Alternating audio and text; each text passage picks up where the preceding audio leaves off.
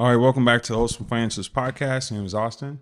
Susie. And today we're talking about how foreigners can get an ITIN to access U.S. business credit. We have a lot of clients that we work with that are overseas. Some that are in Canada, some that are trying to get into the U.S. market because it might be more lucrative.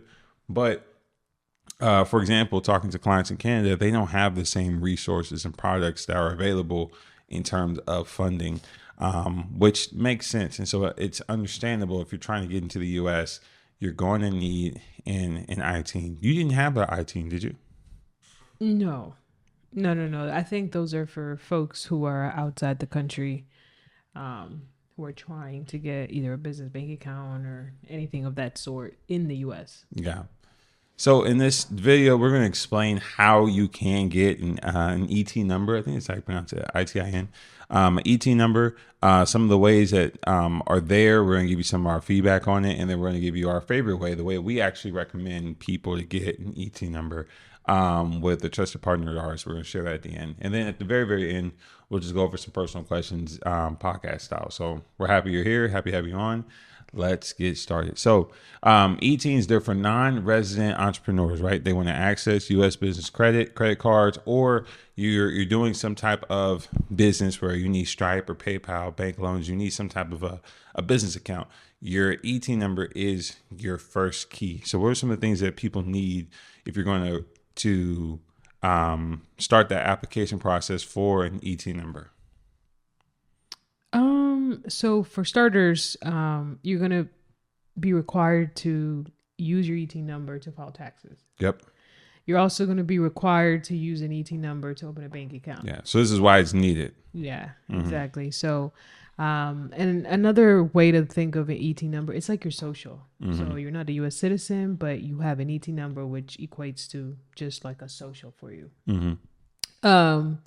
And then obviously getting approved for business credit cards is a huge thing, which you need the ITIN numbers for. Yeah. And because we primarily talk about business funding, business credit cards, 0% interest business credit cards, having an ET number, getting that set up and established can set you up for huge success. And so that's why we think it's extremely necessary and valuable. So there are a couple ways for people to apply for an ET number. The first way that people do, which I'm not really a big fan of, is mailing your passport into IRS. And so what that looks like is, and this method is on the IRS website, right? You send in your form W-7 along with your original passport. And so it looks like the easiest method that's available online. But the hard part about it is you're mailing your original passport across borders. If it gets lost in the mail, if something happens to it, you are out, right? So that to me is extremely scary. I don't like mailing my original passport. Even when we have to renew our passports, it makes me nervous mailing in my original passport. And I live in the country, like I'm a U.S. citizen. So I wouldn't necessarily recommend that way because there are better alternatives, but this is a thing. I've known people that have gotten stuck overseas because their passport was still with the IRS when they needed to fly.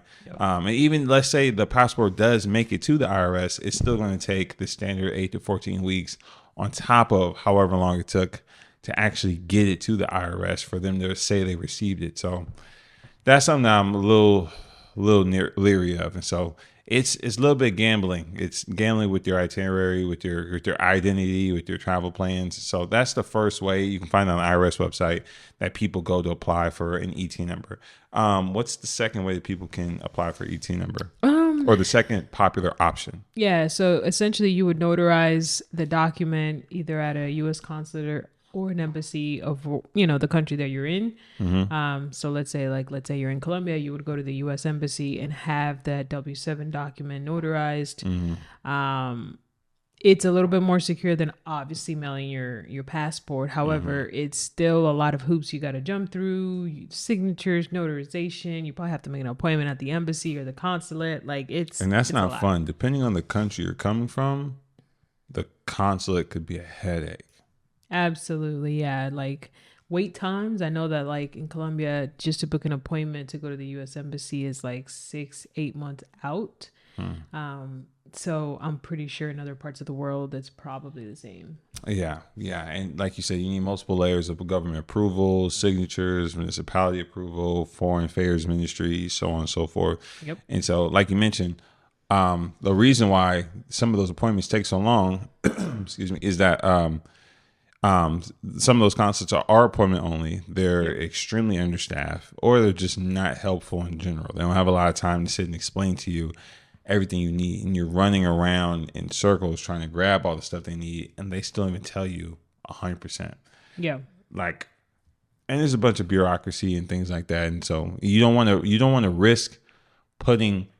If you have a deadline, I wouldn't risk hoping that the consulate is going to make sure, like going to the consulate is going to make sure you hit that deadline. Yeah. It's not worth it unless you have the time and patience and you got great local government access. Yeah. Right. Exactly. Yeah.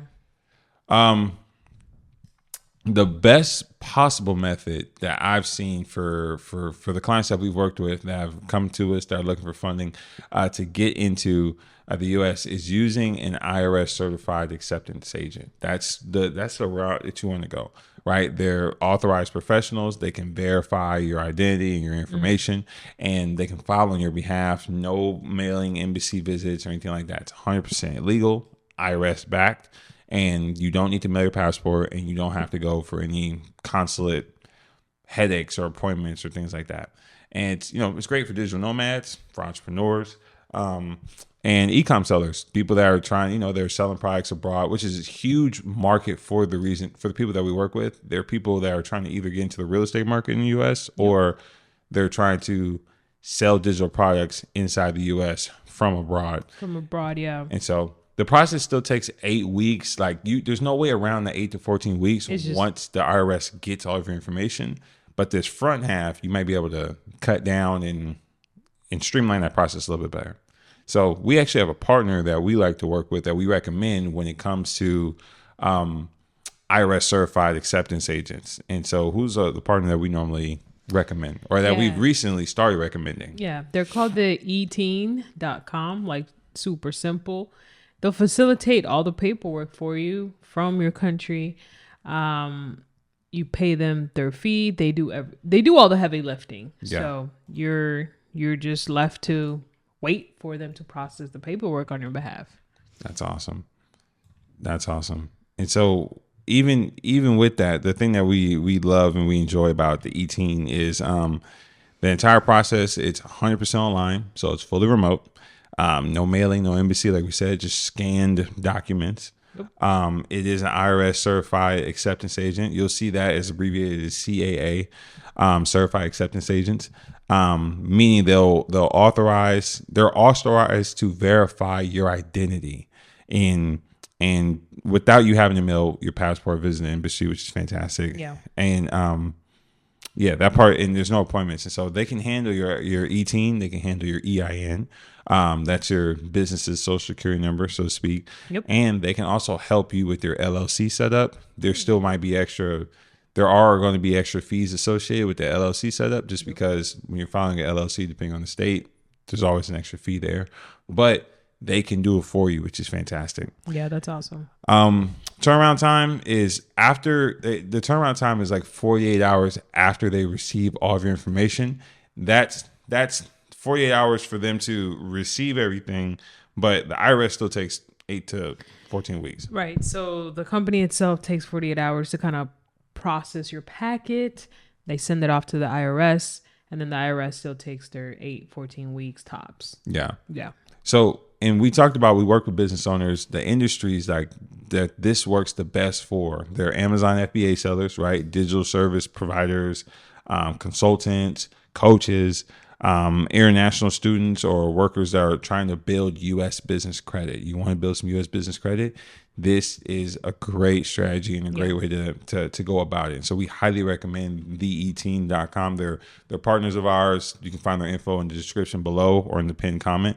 And if you use our referral link, you support the channel, and it'll also provide a smoother experience because we can kind of advocate on your behalf to make sure that that's moving well and appropriately. So, just a quick recap. What are the things that people need? We said a lot, but just the things that you'll need in order to get this.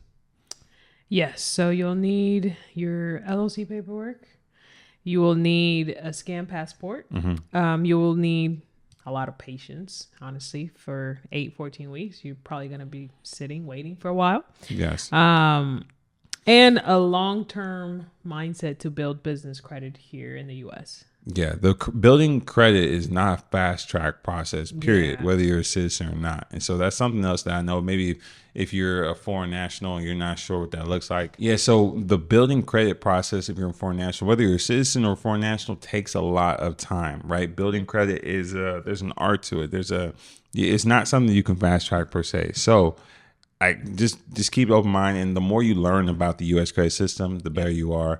And so we're excited to help. Again, you click the link in the description below, the ITIN.com. We're referral partners, and so it helps support the channel, helps support us giving this information out. And if you need any help, or if you're trying to build business credit, if you're trying to access credit and get into business funding within the U.S. system, shoot us an email, reach out to us. We'd love to help you any way we can. Maybe you're past the ITIN process and you're trying to figure out, okay, all right, I have my ITIN. What cards can I get? How do I build credit? Should I get secured card? Does my secured card need to graduate? We've already done a video about this on our channel, but we're going to create a little bit more. And so we're happy and we're super, super excited to help. So hopefully this was useful, and we look forward to giving more information like this. So before we head out, let's get into some quick podcast questions. Let's do it. All right.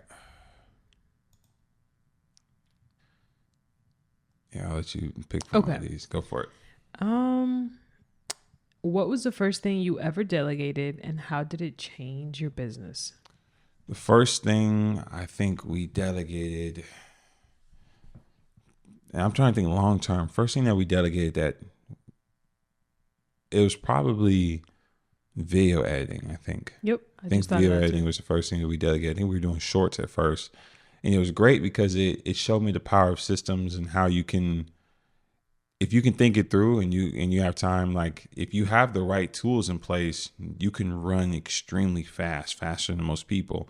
And so delegation is still not something I'm great at, but that was the first thing I think we delegated that like started to take our business to the next level.